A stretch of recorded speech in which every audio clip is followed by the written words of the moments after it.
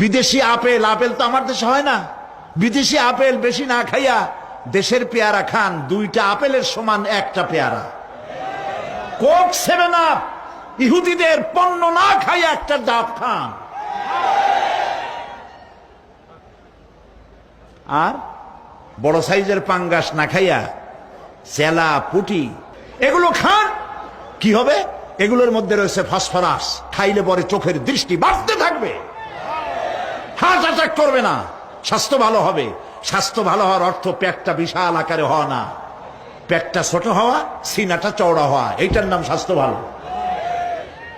সেই জন্য আল্লাহ রাব্বুল আলামিন এই পৃথিবীতে মানুষগুলিকে সুন্দর করে সৃষ্টি করে তার খাওয়া চলা ফেরা ওঠা বসা সবকিছুকে একটি নিয়মতান্ত্রিক পদ্ধতিতে পরিচালিত করেছেন। এটা বুঝলে পরে কল্যাণ, না বুঝলে অকল্যাণ।